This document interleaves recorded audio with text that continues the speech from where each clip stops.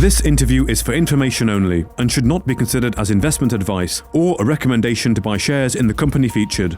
Welcome to this Stock Box interview.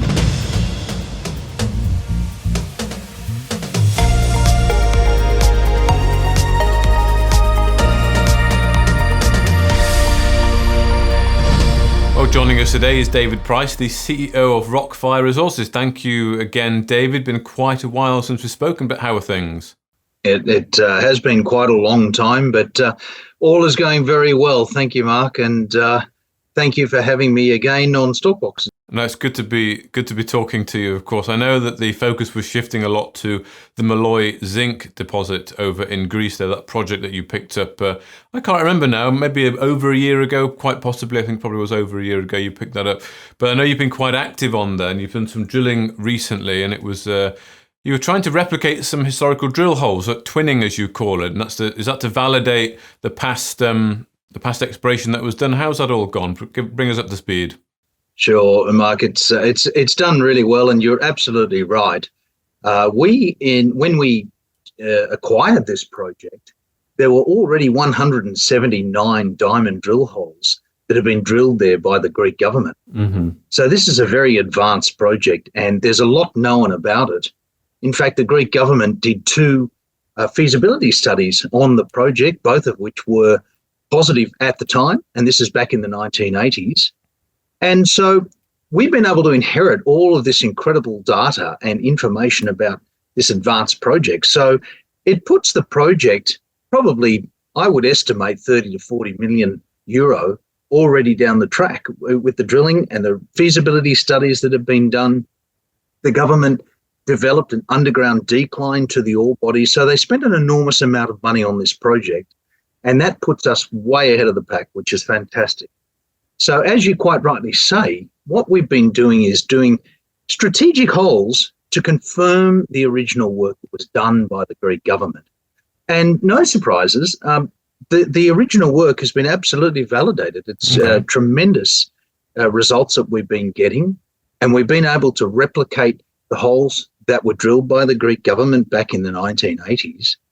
And not only that, we've taken the opportunity to also infill some of the holes, the gaps, if you like, in the data.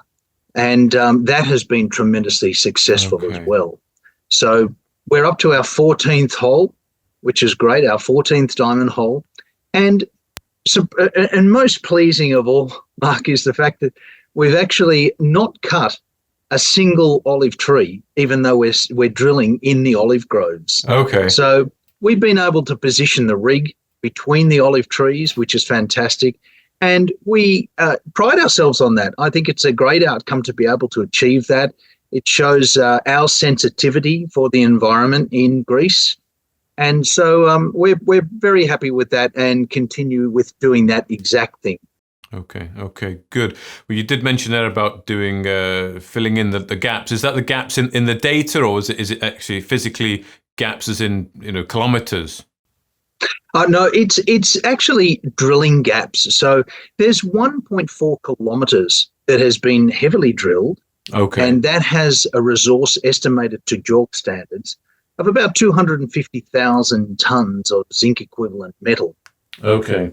So some of the infill holes that we've actually been able to drill in that have confirmed that the zinc is continuous and it is reasonably high grade. Some of the results that we've been getting are 5.8 metres at 10.5% zinc, for example, 7 metres at 11% zinc. We had 13 metres at 4.5% zinc. So that was a nice broad interval. 4.8 metres at 13% zinc.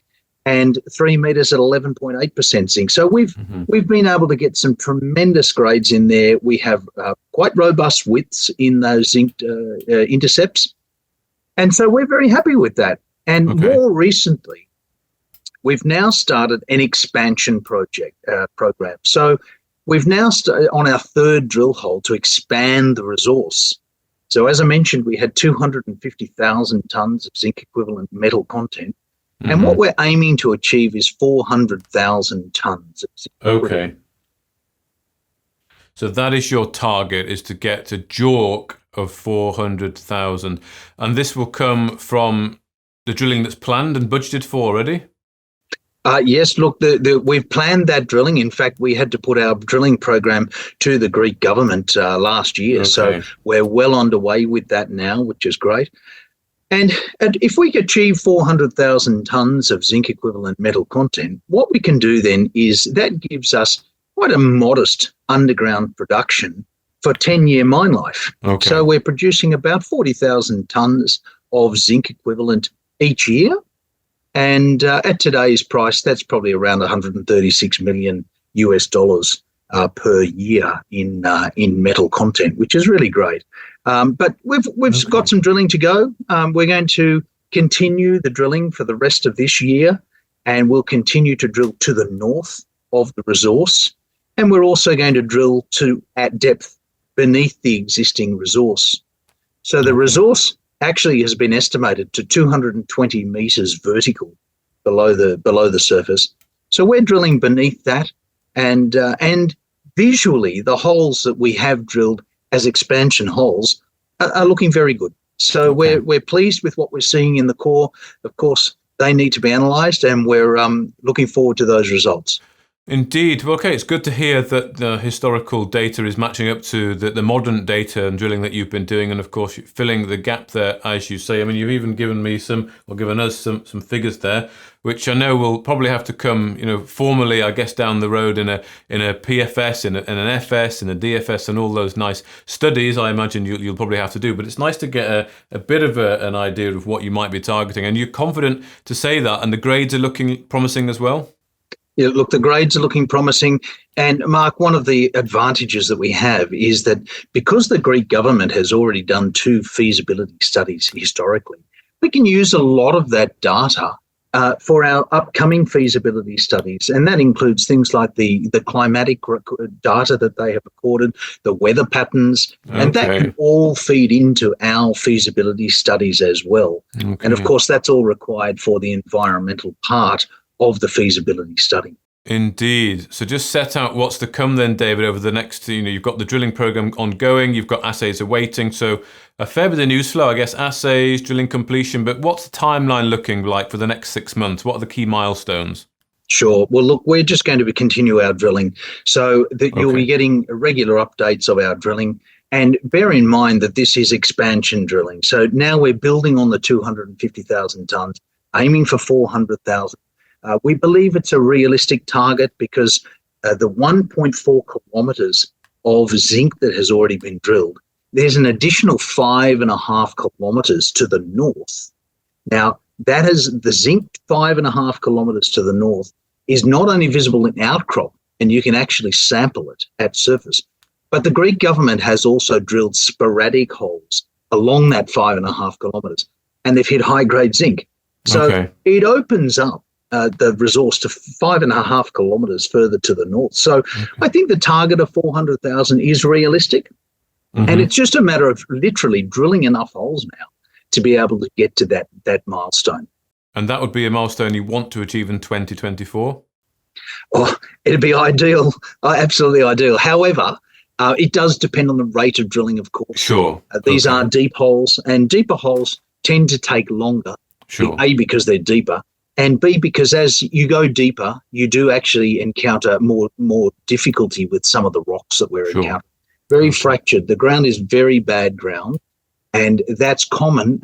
In my career, it's very common. A lot of people say that the worse the ground, then the better the resource. So, so we're pretty happy to see the bad ground. As far as mining is concerned, that's a challenge for our mining engineers in the future. But very common in good deposits, very often you get very bad ground because that is the preparation of the ground ready for the mineralization. And that's a good thing. It does pose problems for mining down the track, but those problems are certainly not insurmountable. Okay, good. Well, thank you very much, David, for giving us that update, and I hope we can be catching up as some of those assays will come through and as the drilling program progresses throughout the course of the year. But thank you very much for your time, David Price, CEO of RockFire Resources. Thanks very much, Mark. If you enjoyed this interview, then give us a thumbs up, a like or a retweet. subscribe to us on YouTube or follow us on Twitter and hit that notification bell to be the first to know when we release new content. There's loads of great content on our website too, across all our programs at stockboxmedia.com. Thank you for watching.